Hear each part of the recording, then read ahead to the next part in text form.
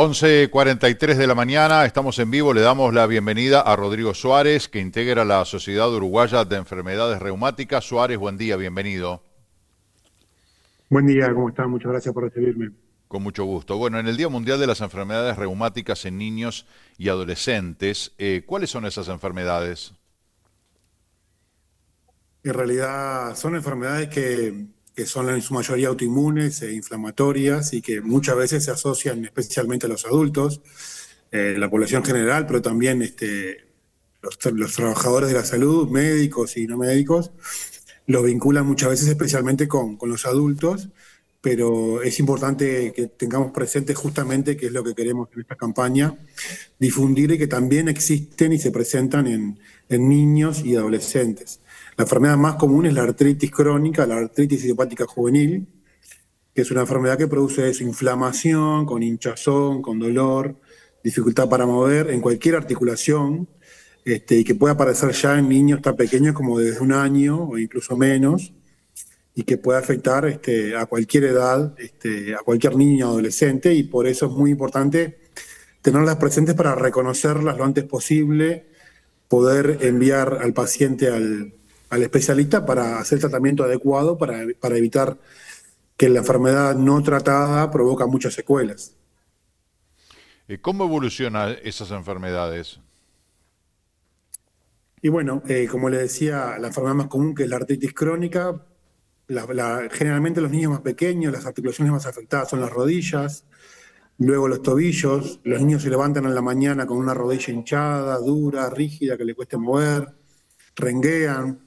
Pero eso obviamente a un niño pequeño que juega, corre, salta, juega la pelota, puede tener un traumatismo, un dolor, pero que es algo que dura poco tiempo, 1 o 2 días, pero cuando es algo que se prolonga ya por más de una semana, 10 días, hay que estar atentos que una inflamación en una articulación, una renguera o una dificultad para mover las manos, una hinchazón también en los dedos, puede ser causa de algo más crónico y no de algo agudo por un traumatismo. ¿Qué nos puede decir respecto a lo que es el diagnóstico, a lo que es el tratamiento, bueno, y lo que significa todo esto vinculado a la enfermedad, sobre todo la prevención, ¿no? Que en salud se trabaja mucho en prevención. Exacto, en este caso, en estas enfermedades que no tienen curación, la prevención, digamos, es hacer el diagnóstico lo antes posible, cuando la enfermedad se presenta, justamente para hacer el tratamiento adecuado y evitar secuelas. Y evitar además, por supuesto, el sufrimiento del niño con dolor y dificultad para mover.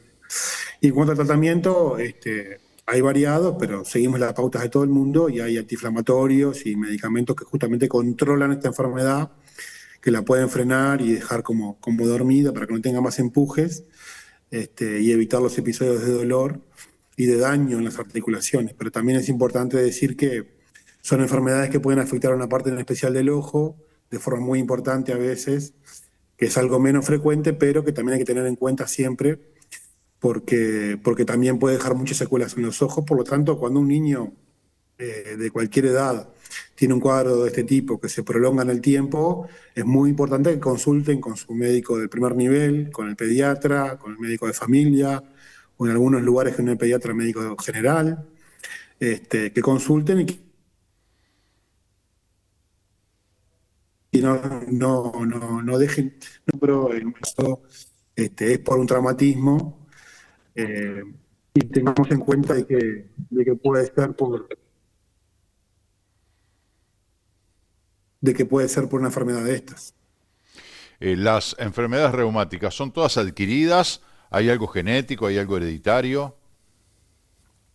Sí, generalmente puede haber antecedentes familiares a veces, tanto de adultos como niños, con otras enfermedades reumáticas, pero porque sí, hay una predisposición genética en realidad para enfermedades autoinmunes en general y que en algunos pacientes se pueden presentar de una forma u otra. Hay familias que tienen enfermedades reumáticas en varios miembros de la familia, lupus, artritis, morfea, que es una enfermedad de la piel, u otros enfermedades autoinmunes de otros organismos, de otros órganos de la piel, como la psoriasis, o enfermedades de la tiroides, hipotiroidismo.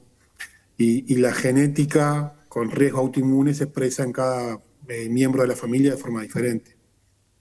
Ya que, bueno, estamos hablando de las enfermedades reumáticas en niños y adolescentes y veíamos allí imágenes de niños y adolescentes con posturas de dolor, ¿no? En la cintura, en la espalda.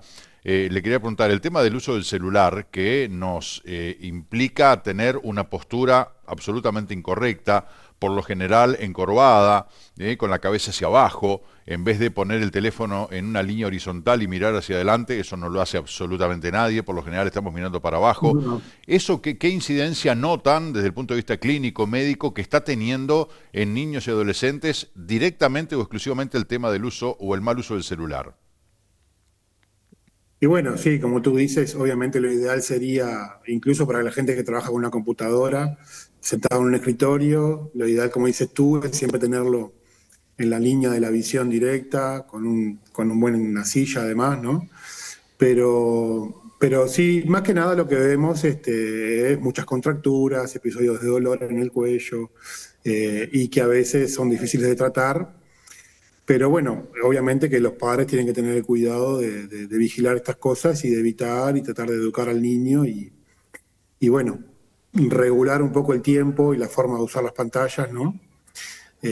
Para evitar estas cosas, pero digo, más que nada son lesiones momentáneas de contracturas musculares y dolores en el cuello, a veces en la espalda, sí, pero obviamente que si el paciente ya tiene otra enfermedad de la columna o algo, puede ser peor el dolor, digamos, pero digo, más que nada, es algo que mejora con mejorar las posturas, los movimientos, y siempre destacamos que es muy importante que los niños tengan una vida lo más activa posible, ¿no? También por eso regulando el tiempo de las pantallas y los momentos en que las usan, fomentando por lo menos 1 o 2 horas diarias de actividad física importante, ¿no?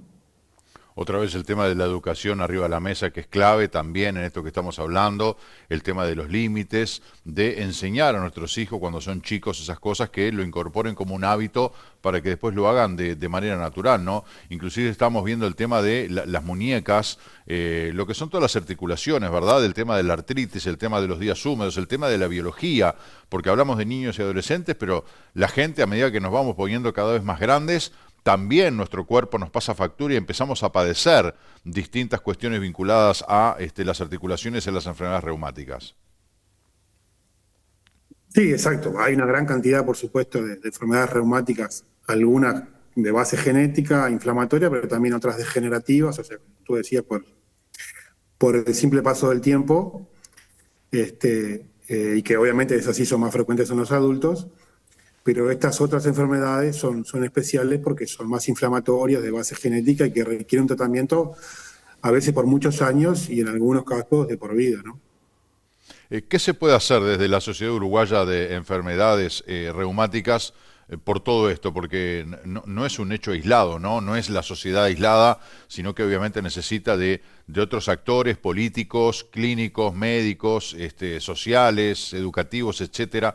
¿Cómo se trabaja desde la sociedad? ¿Qué empoderamiento tienen para tratar de tener una sociedad un poco mejor formada en este sentido? En realidad, por un lado, la Sociedad Uruguaya de Reumatología trabaja así en la difusión de estos temas, porque como te decía recién, más que nada, lo primero es lograr el diagnóstico precoz de estas enfermedades porque cuanto uno antes diagnostica y empieza un tratamiento adecuado, puede lograr mejores resultados para el futuro, evitar secuelas, disminuir el uso de ciertos medicamentos que pueden tener más complicaciones. Y a partir de la Sociedad Uruguaya de Reumatología se ha creado hace unos años la Fundación Herrera Ramos, que también se ha plegado a apoyarnos a quienes hacemos la reumatología pediátrica para difundir los de que hace de unos años, el 18 de marzo, se celebra el Día Mundial de las Enfermedades Reumáticas y Uruguay hace 2 o 3 años se ha plegado a esa actividad. Más que nada con eso, buscando actividades de difusión educativa para que la gente común, pero también los médicos y todos los trabajadores de la salud conozcan estas enfermedades, porque nos pasa incluso últimamente, justamente por estas actividades, creo que hemos logrado mejorar la concientización sobre estas enfermedades, pero hasta hace un tiempo encontrábamos niños y adolescentes que estaban 1 año, 2 años con síntomas de enfermedades reumáticas y no llegaban al diagnóstico y no tenían el tratamiento adecuado. Últimamente hemos mejorado eso, me parece. Obviamente no hay estudios que lo clarifiquen bien científicamente, pero en el trabajo diario nos da la impresión de que eso ha mejorado mucho. Y es por esto, por este tipo por las oportunidades que nos dan ustedes, de poder concientizar públicamente, porque en todas, menos una de las empresas de salud del Uruguay, hay reumatólogos infantiles. Por lo tanto, el especialista siempre está a mano. Y lo importante es que estar atento a los síntomas, consultar al pediatra, como decía hoy, al médico de familia para hacer el diagnóstico lo antes posible. ¿Tienen datos de la prevalencia de estas enfermedades en Uruguay? No, lamentablemente en Uruguay es difícil eso, pero más o menos en el mundo, 1 de cada 1000 niños y adolescentes tiene una enfermedad reumática. Artritis, como le decía, es la más frecuente, pero está el lupus, el eritematoso sistémico, la morfea, que es una enfermedad de la piel, la uveitis, que es una enfermedad de los ojos. Son varias las enfermedades, pero la más frecuente por lejos es la artritis. Y más o menos, teniendo en cuenta la población de niños y adolescentes que existe en Uruguay, y con esos promedios mundiales, tiene que haber entre 800 y 1000 niños que cada año debutan con una enfermedad reumática. ¿Y por qué no hay cifras específicas de Uruguay? Y bueno, porque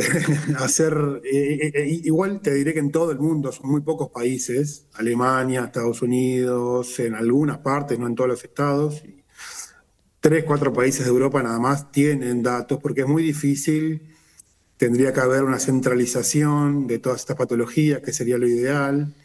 En los centros, vieron cómo se han informado acá en Uruguay, centros donde se han reunido ciertas enfermedades. Las enfermedades que son poco frecuentes sería lo ideal, que todo el sistema de salud se centralizara en un solo lugar, pero bueno, como cada prestador aquí actúa de forma autónoma, digamos, es muy difícil hacer estudios epidemiológicos. Hay que tener una base de datos, ¿no? Con ciertos criterios clínicos para juntar todos los pacientes de todo el país, y bueno, no, eso lamentablemente ni en Uruguay ni en la mayoría de los países de América existe, ¿no? Porque hay Bueno, que tener cierta cantidad de epidemiólogos, de gente dedicada a la estadística, de administrativos que ayuden con esas cosas, que en el trabajo clínico de un médico día a día es imposible hacerlo solo, ¿no? Evidentemente por algo hay tan pocos países que tienen esa información, ¿no? Evidentemente debe ser una tarea muy compleja, pero desde la curiosidad le pregunto, una herramienta como el censo que se hizo en el 2023, ¿podría haber sido utilizado por lo menos para tener una idea, aunque sea global, de cuál es el panorama en nuestro país, o no es la herramienta indicada? Y sí, realmente sí. Digo, obviamente los censos tienen muchísimas preguntas y hemos visto que últimamente se han usado para hacer otras preguntas que antes no se hacían. Sí.